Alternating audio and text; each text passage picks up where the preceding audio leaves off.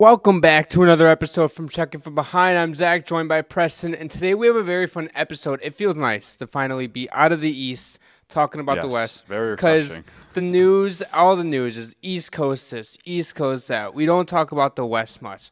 It felt refreshing to talk about the Kraken a few weeks ago. We're heading into the Central Division preview and predictions now. Breath of fresh air. I'm excited. Hope you guys are excited for a very great episode. And camp starts this week as well for teams, so we'll probably have some more news coming out. For prospects, extensions. Yeah, prospects challenges are going around for most of the teams. I think almost every team in the league participates in those nowadays. Yeah. So I know up here in Buffalo, we got the Sabres have one every year with a few teams every year. So that's going on this weekend. Players are reporting back to the teams, though, so hockey finally feels like it's starting to start back up again. Preseason games start this week on Saturday.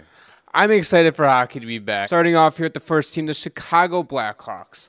Last season, they finished 23-53-6 for 52 points. They finished 8th in the Central Division. Their key additions are Tyler Bertuzzi, Lauren Brossoit, Pat Maroon, Alec Martinez, Teuvo Teravainen, and TJ Brody. Key subtractions, Ilya Mikheyev. Whatever. It's a hard name. Yeah, it's a hard name. Nikita Zaitsev and Tyler Johnston. Would you really call Zaitsev a key subtraction? No, he's not key, but he is a subtraction.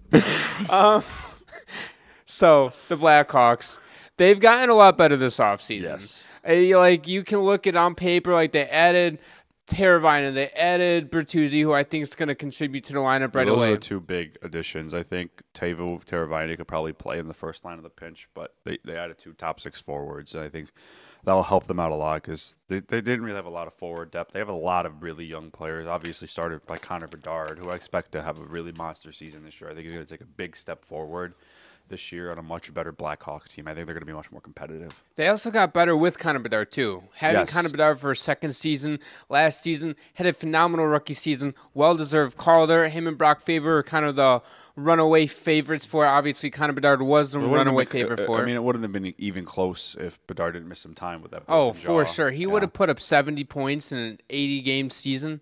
Which is pretty crazy. It was pretty impressive for a rookie nowadays. All right, so I know last season Bedard ended. He had the jaw injury, was out for a couple weeks, came back, played fishbowl, rest of the season. Okay, if you're Connor Bedard, are we playing in the fishbowl? He's not using the fishbowl.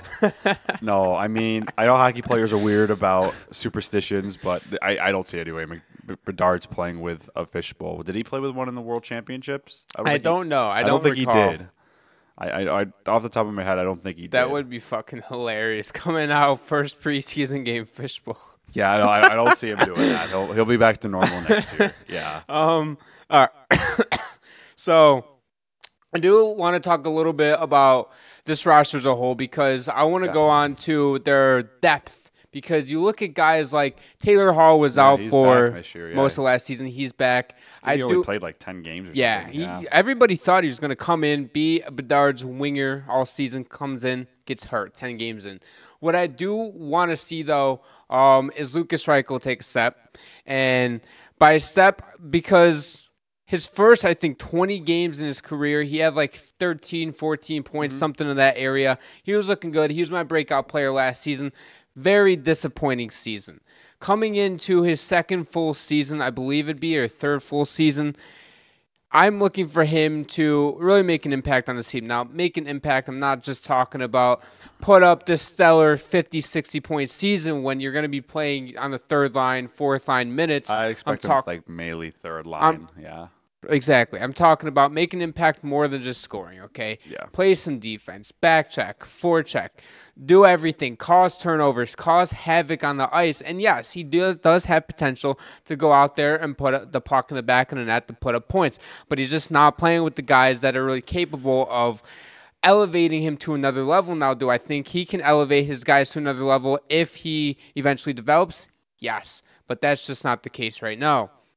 And, I mean, right now, according to Daily Faceoff, he's projected to be on the fourth line, playing with Ryan Donato, who I think is good, and then Craig Smith, who's just a depth add just to fill that spot. Now, going down to the defense is where things can get a little bit dicey because Alex Vlasic just signed the extension. I do really like him. Seth Jones ended the season on a high note. He looked better last year. He started to look like a little bit like his old self. Now, is he worth the contract? No.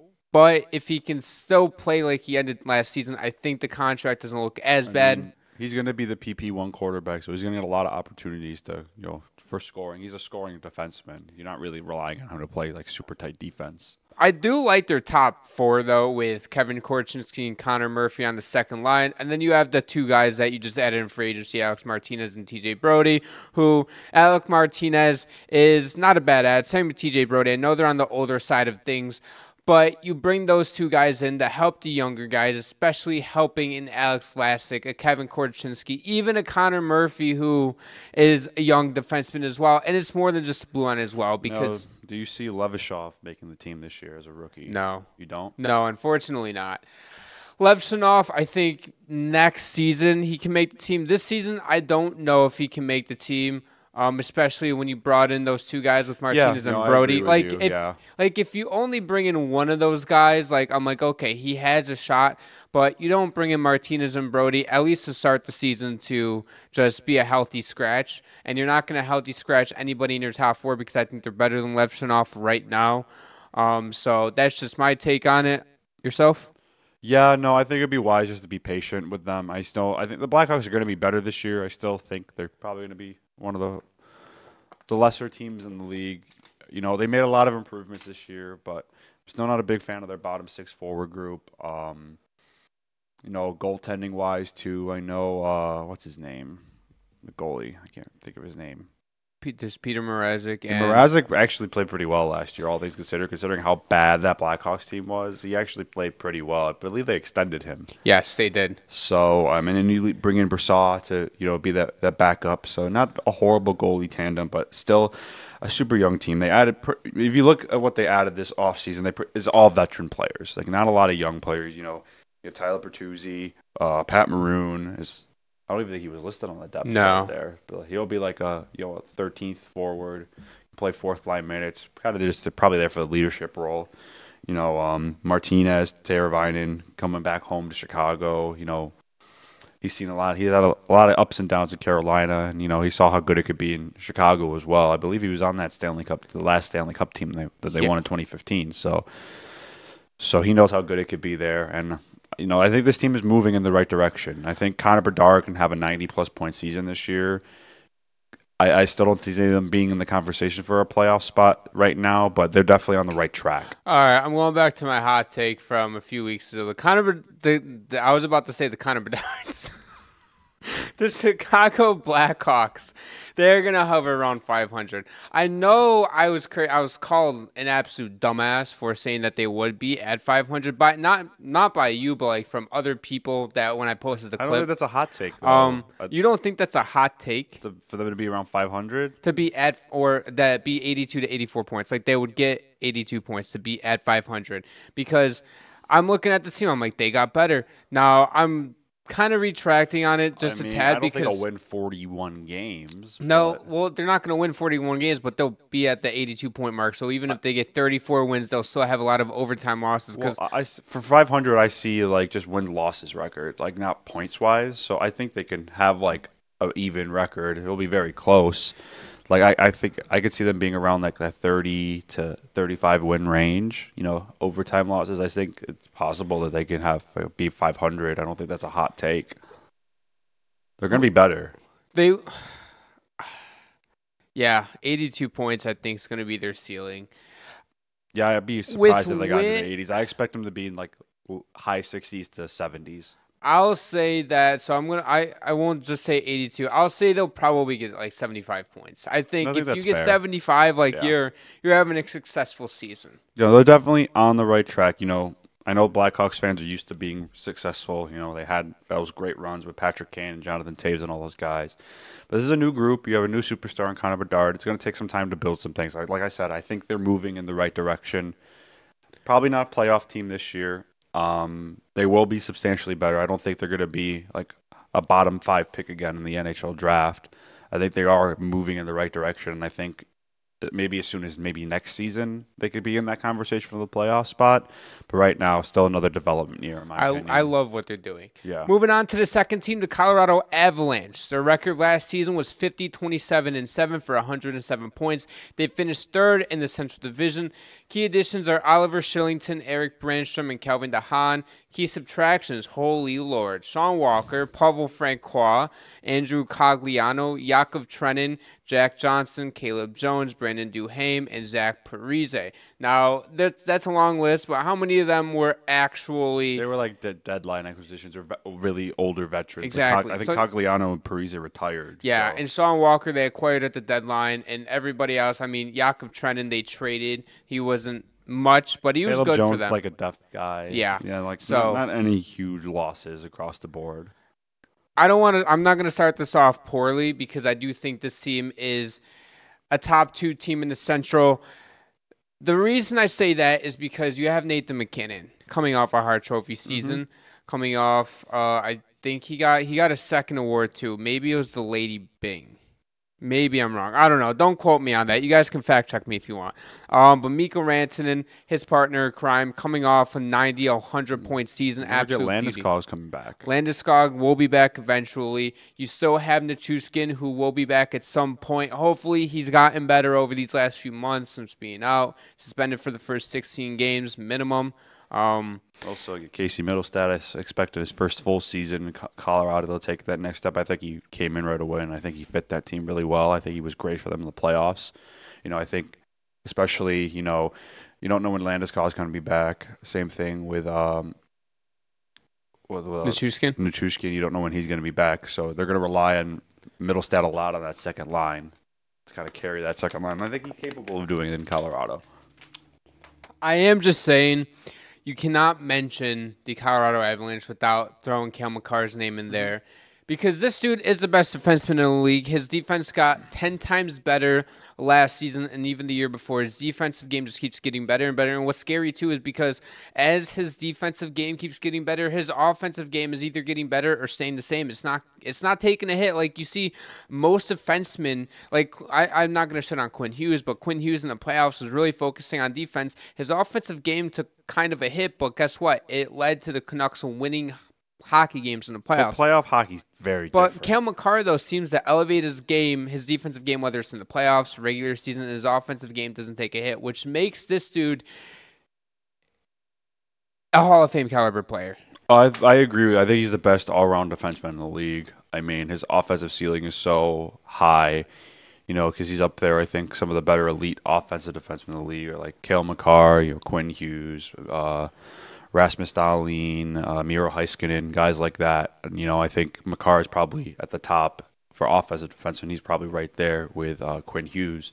And then, like you said, his defensive game took a big step forward the last few years. He's becoming an all-around complete defenseman. He can be physical. He can run the power play. He could do everything for you. I think he is the best defenseman in the league right now, and it's not close. This team isn't going to have to – because I want to say that this team's going to have to rely on Nichushkin and Landeskog eventually coming back. Here's two things with that. A, they played in the playoffs without Nichushkin. I know he was their leading goal scorer, the NHL leading goal scorer in the playoffs before he got taken out. I think after he got suspended, that kind of killed that momentum because I remember watching that first game, because he got suspended the morning of a game, and they just looked dead on the bench. And the Colorado Avalanche, the players did not really know until later that day. They were blindsided by it, and the guy they were relying on, he was playing great for them in the playoffs, and you lose one of your better players in the middle of a playoff run. It's hard to overcome. Now we don't know how Landeskog is going to look. Yeah, when he comes back. Yeah, but it would be so great if Landeskog comes back in his first game, whether it's in November, December, January, whenever it is. It can be in the Stanley Cup Finals for crying out loud. Scores a goddamn goal. That will feel so good to watch as an NHL fan, Colorado fan, hockey fan in general. Yeah, I mean, it's a good story for him coming back. A lot of people thought he would never going to play again. And, good for him for even making an attempt. Like you said, we don't know if he's going to be the same Gabriel Landeskog that he was before the injury. Coming off major knee injury like that, multiple surgeries, hasn't played in a game in 2 years. It's going to be take a lot to come back from. And I think if he can even be half the player he was, I think that's successful for him. Yeah, I mean, you look at him like, okay, maybe he'll look great in his training sessions and practice sessions, but can you get back up to game speed? Is he going to go out there and it's like physically, okay, it's going to be tough, but mentally, though, I'm sure mentally it's going to be worn on him as well because coming back with the knee injury, wondering if your knee will hold up. And sure, it's going to take some time for it, but eventually, once you get into the rhythm of things, you're like, hey, like, I'll be fine. And then maybe he gets up. Maybe it takes him a little bit while. Maybe he comes back after the Christmas break, plays in January, takes him the entire season to really feel himself out, and then going into next season, fully healthy offseason, can train how he normally would train going into a season, and comes out next season and absolutely balls out. So I think Landeskog, huge X factor for this team. Hoping he can come back this season. There are reports saying that he will be coming back at some point. I think the biggest question mark for this team is goaltending, though. I think Georgiev holds this team back because he's not a horrible goalie, but you saw how he was in the playoffs. He wasn't great, especially But Colorado has shown they can win despite him. It's just when your goalie isn't the greatest in the world, and he's probably going to land some goals that he shouldn't. You play a little differently, because you play a lot tighter defensively. And there's a lot of stress on those forwards to get goals because, okay, most games you score 3 or 4 goals, you're probably going to win. Mm-hmm. For Avalanche, that might not be enough. You saw that throughout. Georgiev's so up and down. He can have a great game, and then he'll look like a backup the next game. But they don't really have any better options. He is their starting goalie. It's a tough goalie market out there, but That is my biggest question mark. Is I don't know if they can win a Stanley Cup with him being the goalie. I'm going to go 50-50 with that. I agree with you, but I disagree with you. I agree with you because, yes, Georgiev gets the job done. He is good enough for them to win hockey games, but Can they rely on him? I don't know, but you can't rely on him is the thing, is where you can't rely on him. If the Colorado Avalanche, let's say, is struggling, they can't score, they can't figure out the other goaltender on the other end, you can't rely on Georgiev to go out and steal you a game, steal you a potential series. Now, is the team in front of him good enough where he doesn't have to steal a series? Of course. But there will be a time that comes if Georgiev is still your goaltender and this team just can't get past a certain goaltender. Let's say, for example, let's go to the Cup thing. Let's say it's the Rangers versus the Avalanche in the Stanley Cup Finals, and Igor Shesterkin is playing out of his mind. Do you think Georgiev can hold in for a full 60 minutes and outplay Shesterkin and save enough pucks to win a 2-1 hockey game? See, that's tough because I think I like this Avalanche forward group a lot, and they can score a lot of goals, especially if the Rangers get into penalty trouble. You have to play a very disciplined game against the Avalanche because you can't really let them go on the power play. They have a lethal power play. Cale Makar, Nathan MacKinnon, Mikko Rantanen, just all at PP1. Like, that's 3 elite goal scoring threats on one unit, so it's kind of scary. But I see that's the thing where you don't know with this team because I think they have the team in front of him to overcome things like that. But you saw last year against Dallas, in the second round, they had a tough time, and Georgiev wasn't the greatest. Can they beat a team like Edmonton, a team who could match their firepower, like with Connor McDavid and Leon Draisaitl? I don't know. I'm with you. I need to see more consistency out of Georgiev. Like you said, he's good enough. I hope he proves us wrong this season too somehow and goes out and absolutely balls out because that's what I want for everybody is go out and light the world on fire. I don't know if Georgiev has that in him though to go out and be like fuck you to the world. Because with this Avalanche, they won a Stanley Cup with Darcy Kemper. He's not the greatest goalie. But in he the played world. good for them. But he was good enough for them. And I think with this Avalanche team, the goalie, all he has to do is be good enough. And Georgiev is just, the one thing we'll say about Darcy Kemper when he's on the Avalanche, he was just consistent. You knew what you were getting out of him. You don't know some nights with Georgiev if you're getting good Georgiev or bad Georgiev. I will say, though, Georgiev does need consistency, and that's all I'm going to say. This team will make the playoffs for sure. I have them second in the Central Division. Yeah, they're in the conversation to win the Central Division. I think it's like a 3-headed race between them, Dallas and the Jets. You're not going to include Nashville? I'm not gonna. I don't really want to. Nashville. I forgot about Nashville, but yeah, they'll definitely be in the conversation. They're one of the better teams in that division. Look at you forgetting Nashville. I forgot Winnipeg a couple months ago. Look at us. The next team on the agenda, the Dallas Stars. I've been waiting for this all week. Record last season 52-21-9 for 113 points. They finished first in the Central Division. Key additions: Brendan Smith, Ilya Lyubushkin, Casey DeSmith, and Matt Dumba. Key subtractions: Chris Tanev, Joe Pavelski, Hani Hakanpää, and Ty Dellandrea. With their additions, really just needed to fill some holes with losing Chris Tanev. That's the really only big piece that you lost. I mean, Pavelski hurts too. Yeah, you know what? You are right. Yeah, no, the guy Pavelski who put was up a huge part of that team. 70 points, and he was, 40 years old?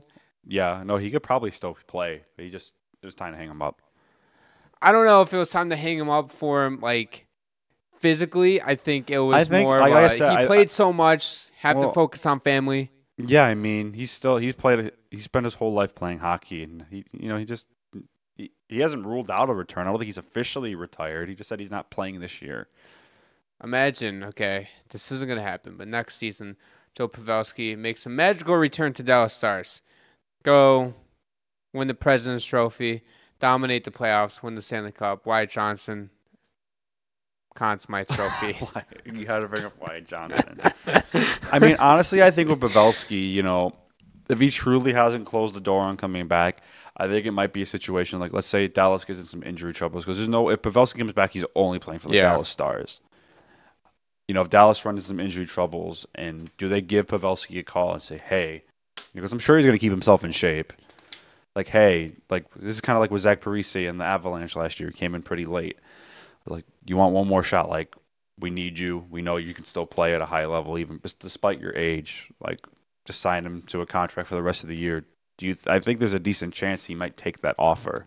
I would if I was him. If I was Dallas and you needed a guy like Pavelski, call him up. That's the first guy that you call. Oh yeah, like I said, if you weren't Sagan and Jamie Benn and some of their top players start to deal with some injury problems, you just call Joe Pavelski and get some reinforcement in. I think that would be an option for the Stars. I'm not saying he accepts that, because what if he really enjoys the retired life? But I still think if he knows he has one more chance to win a cup, I don't know how he turns that down. But let's get back to the rest of the team. This team is the deepest team in the league. Yeah, I mean, you have 3 lines that can go out and score for you when need be. Your first line, Robertson, Hintz, and Johnston. Second line, Marchment, Duchesne, and Sagan. Third line, Ben, Bork, and Stankoven. And then we're going to go to the fourth line with Dadonov, Steele, and Blackwell. And that's a good team. Dude, that's the deep, you can't look at this team and be like, they can't compete for a President's Trophy. This team will compete for a President's Trophy. Their blue line, their goaltender, Jake Ottinger, up and down, it's so good. Yeah, that's been their biggest problem is Jake Ottinger. Is it, though? He's been inconsistent. I mean, do you think that Edmonton was the better team in the conference final, or do you think they just Jake Ottinger just didn't play great?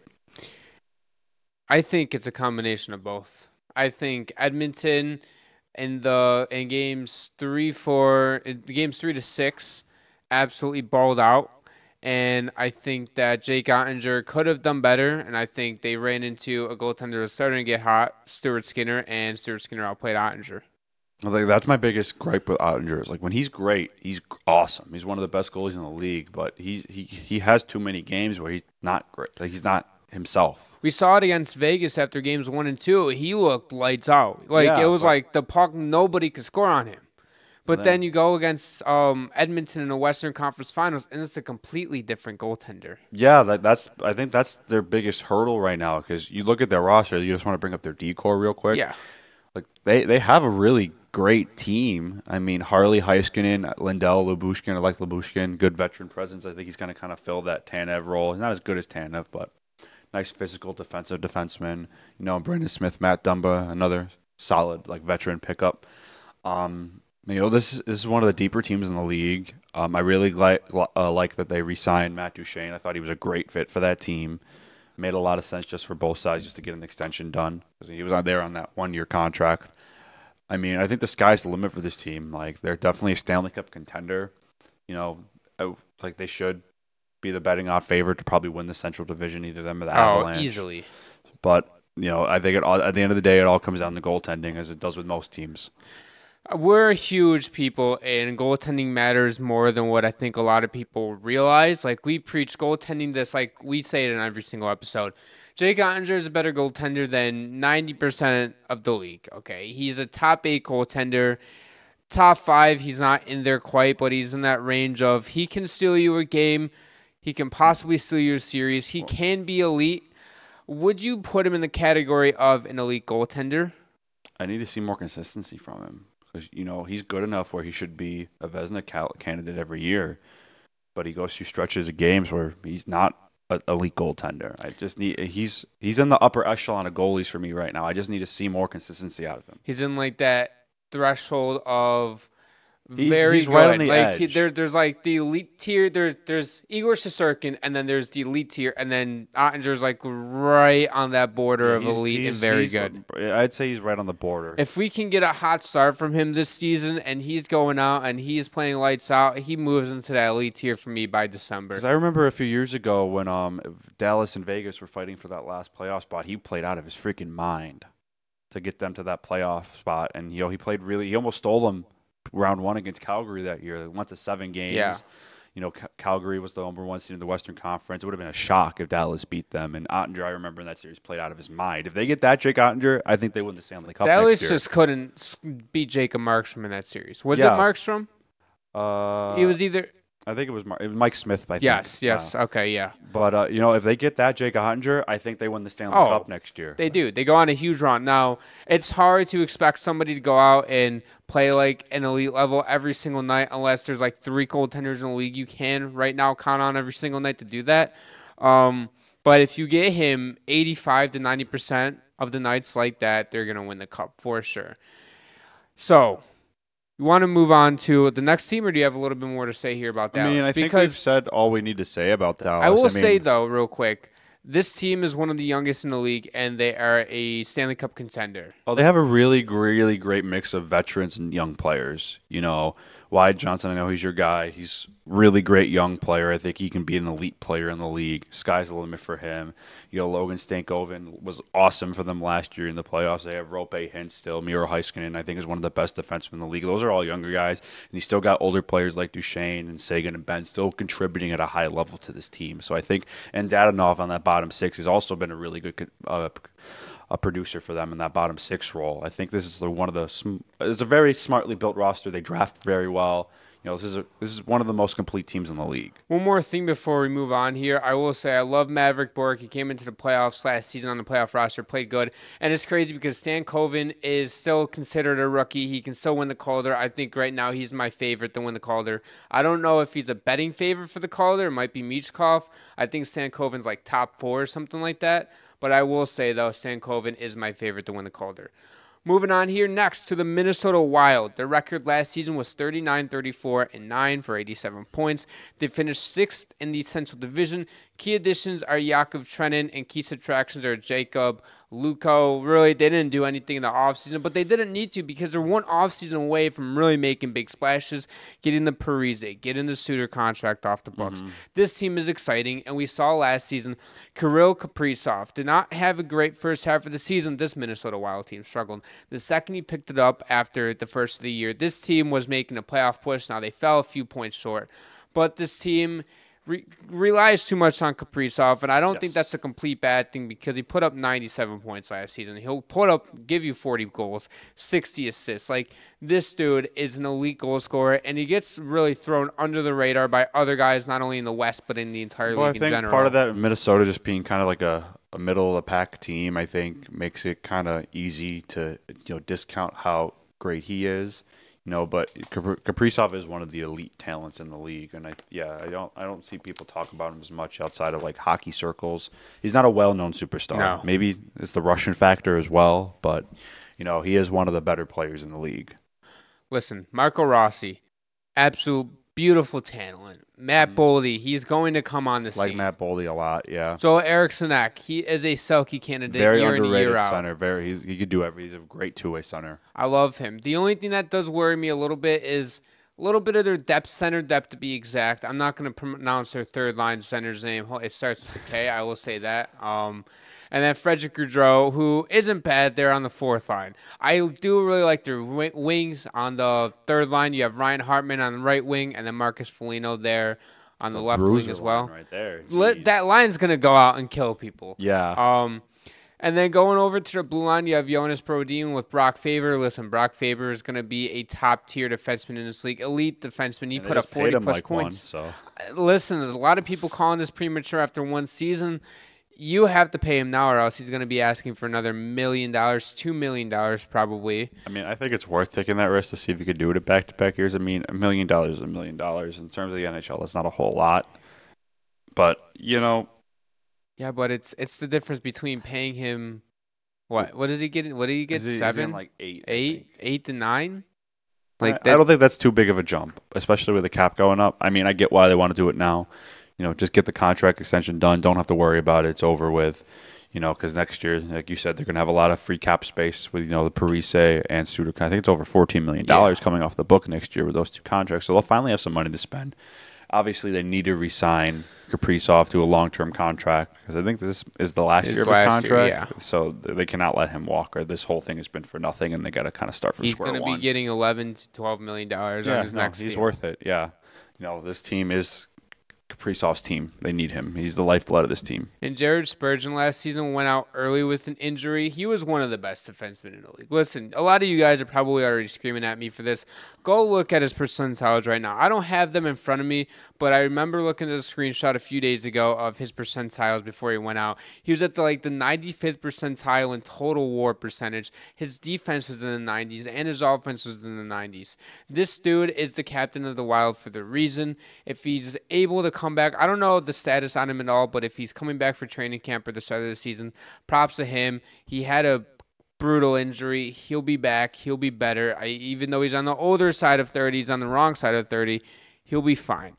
And goaltending, the X factor for me with a lot of teams. Okay, you have Philip Gustafsson and Marc-Andre Fleury. Gustafsson, I would like to see more out of. Last season did not have the greatest of seasons. He was disappointing last year. I remember I was pretty high at him. I had drafted him on my fantasy team. He couldn't win. I mean, a couple of years ago, he was good. He was a really good goaltender. I want to see that version of him again for the Wild's sake. And I'm looking at this team. I think this team can make the playoffs. I know I had them making the playoffs when we talked about them a month and a half ago. I still think they can. I mean, I really think in the West that wild card 2 spot's up for grabs with a few teams.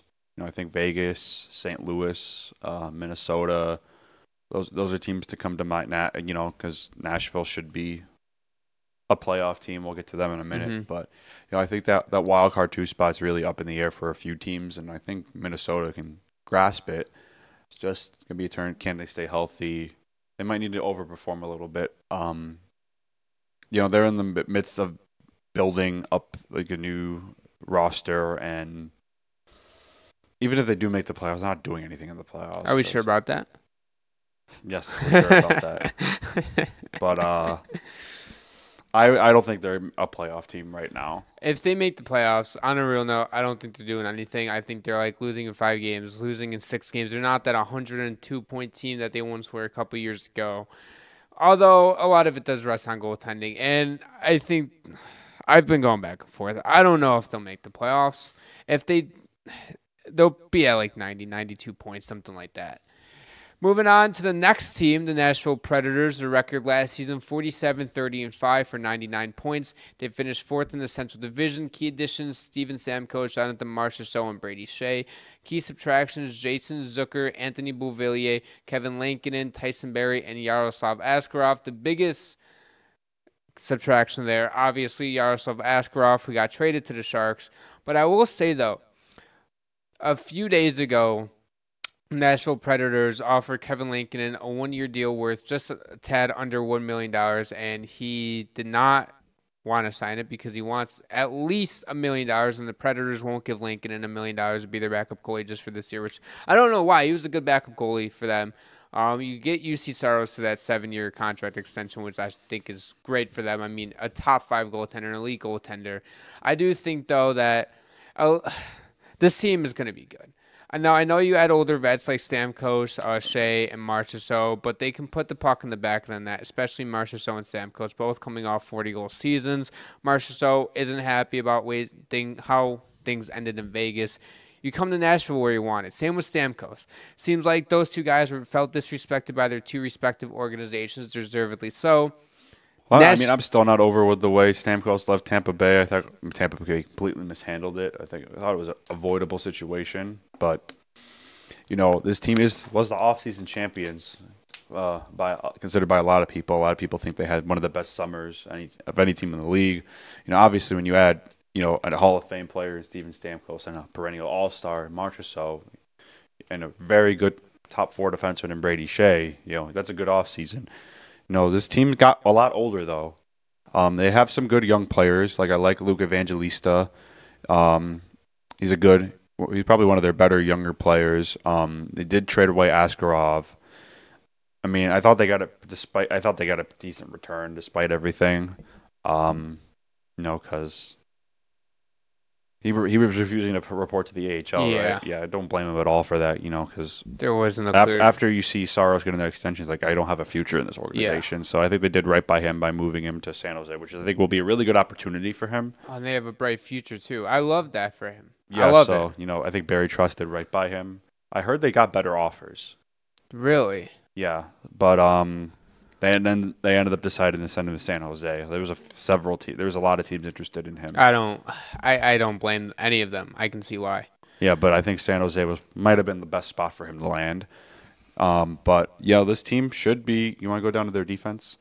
Roman Josi, stud. I think a lot of people forget about him a lot. One of the best defensemen in the league, perennial Norris candidate every year. Has he ever won a Norris?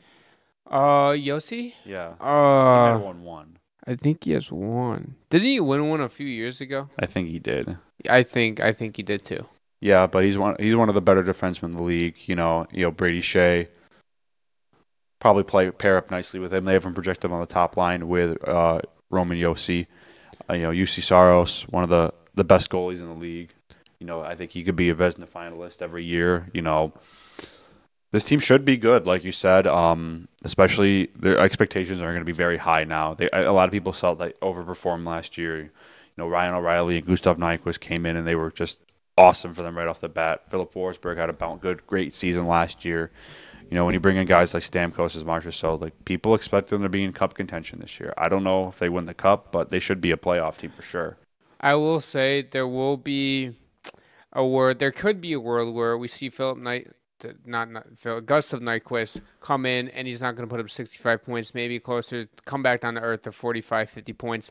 I'm not going to project anything bad on this team because this team on paper is disgusting, but I don't know if they can get that third spot in the Central. If they make the playoffs, it'll be wild card one. I think they could push Winnipeg out of that top 3. I don't know if they can, though. We'll get to Winnipeg later, but I don't know. It's close for sure. I think it's gonna be the top 2 in the Central are gonna be Dallas and Colorado, and then fighting for the third spot in the Central is gonna be Nashville and Winnipeg for sure. I wouldn't be shocked if either one of these teams get the third spot in the Metro. I'm projecting more Winnipeg gets it, but Nashville can certainly get it. All 4 of those teams are gonna be at 100 points minimum. Well, I think the bigger thing with this team is just getting into the playoffs, because I think once they get into the playoffs, they could do some damage, because they have a lot of players on this team with a lot of playoff experience. You have Ryan O'Reilly, Stanley Cup champion with the St. Louis Blues. Stamkos, 2-time Stanley Cup champion, been to the Stanley Cup final 3 times. Jonathan Marchessault, been to the Stanley Cup final 2 times, is also a Stanley Cup champion. Brady Shea, had a lot of deep playoff runs with Carolina. So they add a lot of players who've seen a lot of things, and they know what it takes to win in the playoffs, and I think that will be paramount for them when they get to the playoffs. Barry Trotz knows what he's doing. He has a clear plan. It's win now. I think he's been doing a really good job. I don't think it was necessarily win now, but I think last year showed that this team was better than he thought it was going to be. Which you go out, and if they don't do any damage last season, these guys are not on the team. Last year was a pleasant surprise, and they almost upset Vancouver in the first round. They were so close. But this team I really expect. I don't think it really matters where they finish. in the as long division. as you get in, anything can I happen. think they need to get into the playoffs first, and I think they could really do some damage in the playoffs. I could see. I don't know if I have them winning a cup, but I wouldn't shock me if they made it to like the conference final. They should at least make it to the second round. Do we have them going to the playoffs though? Yeah. Yeah. They're a playoff team. Yeah, they're a playoff team for sure. That would be a complete failure of a season if they didn't make the playoffs. The next team on our agenda, the middest team of all time, the St. Louis Blues. Their record last season was 43, 33, and 6 for 92 points. They finished 5th in the Central Division.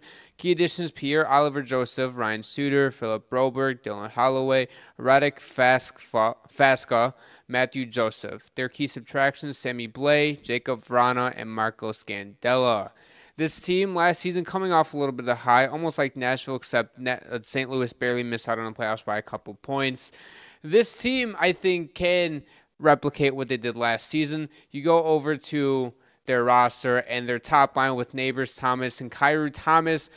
Very good center. He is a very underrated center, a top center in this league. Kyrou needs to get back to the 90-point play. Now, he doesn't need 90 points, but get him to 75, 80 points plus every single season. I love Kyrou. Jake Neighbors, pleasant rookie last season, will come in this season, light the lamp with those two. Second line, Brandon Saad, Pavel Buchnevich, and Braden Shen. Again, I like that second line, but where things kind of get a little murky with Dylan Holloway, Faska, and Toropchenko, and then their last line, Matthew Joseph, Oscar Sundqvist, and Texier. This team, listen, okay, a lot of people are projecting them to be hovering closer to the 85-point range. If you look at this on paper, what I just said, this team is going to be good. Do I think they're going to make the playoffs? I don't know. I'm so undecided with that. They will be competing for a playoff spot. I don't know if they can get in with how top-heavy the West is. But this team, like, come on. Dylan Holloway and Broberg were huge adds for them. We'll get to Broberg in a bit. But, like, the third line with Holloway, Faska, and Toropchenko, I think is a good third line. And I think that's where a lot of teams can make or break if they make the playoffs or not, is that third line. I'm always bringing that up because you can have a good top six.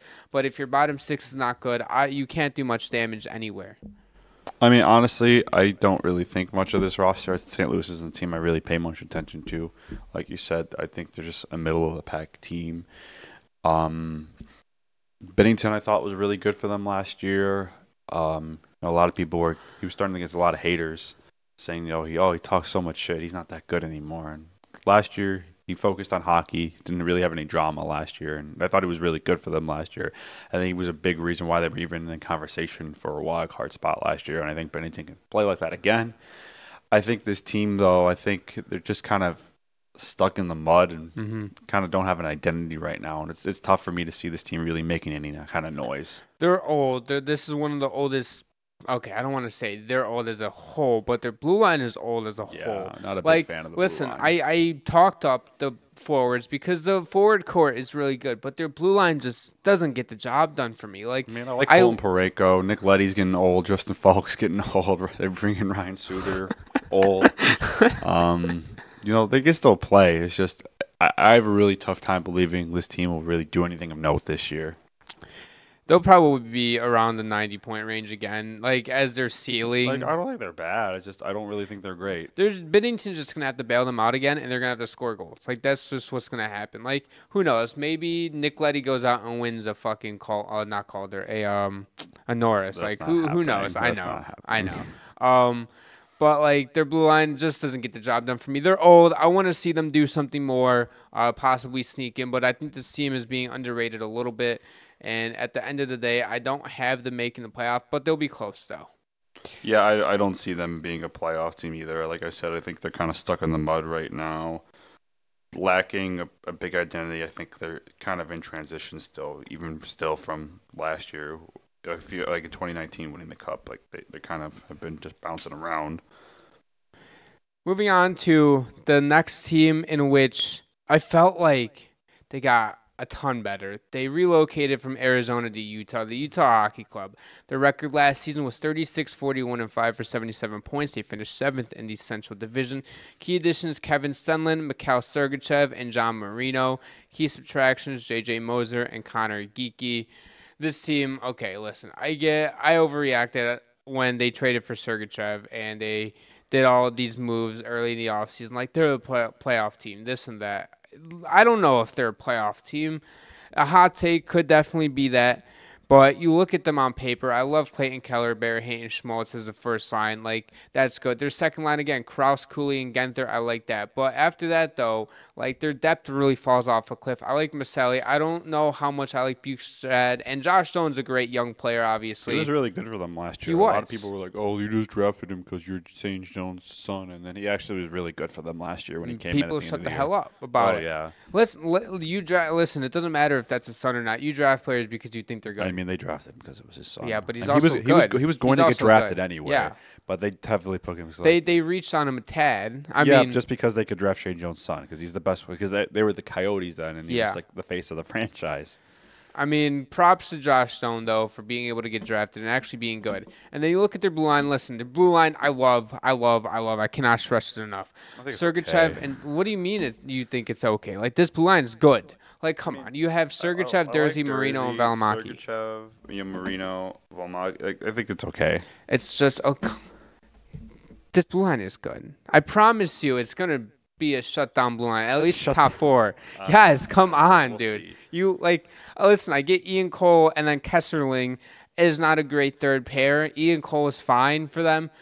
But Valimaki's underrated. I like Marino. I like Dursey, and I like Sergachev. That top line is going to be really good for them. Dursey is going to be a puck mover. Sergachev is going to be a shutdown two-way. Like, I promise you, okay? If this team somehow is in the playoff bubble, which I think they will be, it will be a lot of it because of this. I mean, I think this team's kind of mid. I think they'll get better. They finally have an ownership group that is willing to spend the time and money to make the team better. You just saw that with the offseason they had making a huge trade for Sergachev. The Coyotes would have never done that. They would have probably just traded away prospects for pennies on the dollar, because they didn't want to pay them, or good players. I think this team's definitely on the right track to get better. Could they compete for a wild card spot? Potentially, but I still think I think the most important thing, I think, for Utah is just to have a good season, build that fan base there, and then I think the sky's the limit from there. They have really good players. I think Logan Cooley can be an elite player in the league. I like Dylan Gunther a lot as well. Clayton Keller is a proven player, Nick Schmaltz, but I'm not a huge fan of that bottom six for the forward group. Goaltending, I thought, overperformed last year. Connor Ingram, I thought. Really? It's not a Connor Ingram breakout season? Come on, dude. Come on. Yeah, I'm a hater. It's Connor Ingram breakout season. I'm a hater. Please. I have this team just kind of in the middle of the pack. I don't think they're a playoff team. Utah is going to be on a playoff bubble. I don't know if they'll make the playoffs, but, dude, 87 points is realistic for this team. I may be a little bit high on them, but we need Connor Ingram. I mean, I honestly think in the Western Conference, I think for the most part, I think the playoff teams are pretty much set already. They're not set. Anything can happen. Maybe they're set outside of the last wildcard spot. That's where you get these teams like Minnesota, Vegas. I still think Vegas I like the best to make that last wildcard spot. You like them? Really? Yeah. I think they're a playoff team still, but we'll get to that next week. Okay. So yeah, we don't have Utah make them playoffs, but I think they're close. Preston wants to be a generational hater. I think they're close. I just don't think this is the year. No, he's being a generational hater. Anyways, the last team on today's episode, the Winnipeg Jets. The record last season was 52-24-6 for 110 points. They finished second in the Central Division. Key additions: Braden Yeager, Jarrett Anderson-Dolan, Eric Comrie, and Kaapo Kahkonen. Key subtractions: Brendan Dillon, Nate Schmidt, Tyler Toffoli, and Sean Monahan. It feels like this team lost a decent amount while not bringing in a ton. I mean, they went all in last year to try to win the cup. They had a good team last year, and they just kind of fell apart in the playoffs. Specifically, Connor Hellebuck fell apart. Also, he didn't get any help in front of him. No, they played awful defense, but he didn't really help him either. Yeah, I agree, and that's the one thing that a lot of people say, oh, Connor Hellebuck wins the Vezina, but what do you do in the playoffs? Okay, A, the Vezina Trophy is a regular season trophy. Anyways, B, it's okay, listen, Connor Hellebuck, sure, he didn't play great, but if you watch the playoff games, the team in front of him did not perform either. Sure, maybe they would have a game where they would score 5 goals, 6 goals, whatever. But game one against Colorado, you guys, what? I believe Winnipeg won that game, but it was like a 7-6 game or something like that. Oh, it was a wild game. Yeah, it was crazy. Like both goalies did not show up to play that game. Like the defense, the team in front of him did not perform. Now in the regular season, this team's a different beast. Connor Hellebuyck, an elite goaltender. This team in front of him plays good. Kyle Connor, Mark Scheifele, like. Now, this team's depth does concern me a little bit, and I think that's the one downfall of this team. It's like you get into the playoffs, you're able to ride these stars going into the top of the Central Division, and it just all falls apart because these teams that you play, like Colorado, Vegas, Dallas, like even now Nashville and Vancouver, like they have so much depth on their third line, their fourth line, even their second line. Like, listen, I like the second line with Nikolai Ehlers. You have Nemesnikov and Cole Perfetti, who Cole Perfetti still is an RFA, but at the Vegas players thing or whatever, he represented Winnipeg, which means something's going to get done ASAP. Like, I do like their top six, but after that, though, it falls off. Adam Lowry, your captain, good third-line center, but Nino Niederreiter and Mason Appleton, don't know if they can get the job done for you. Now, I know there is probably some Winnipeg Jets fan already saying that they're the best wingers of all time, but I don't think anybody's saying that, but like, go off. I think you're in the same. Are you in the same boat as me? Like where their depth can get the job done in the regular season, but in the playoffs, it feels like it falls apart because they kind of lack it. I think the problem they ran into the playoffs is, regular season is one thing when you're playing different teams every night. A playoff series when you're just locked in to one team and they can really make a game plan around that team. I think last year Colorado exposed some flaws in their defensive structure, put a lot of pressure on Connor Hellebuyck, and it worked. Obviously they have a new coach this year, so I don't know how much they'll change things up this year. The top six is good enough. I think if they can be defensively sound, Connor Hellebuyck's a good enough goalie to carry this kind of team. Yeah, I don't know what else to say, but this team will make the playoffs. They should make the playoffs, yeah.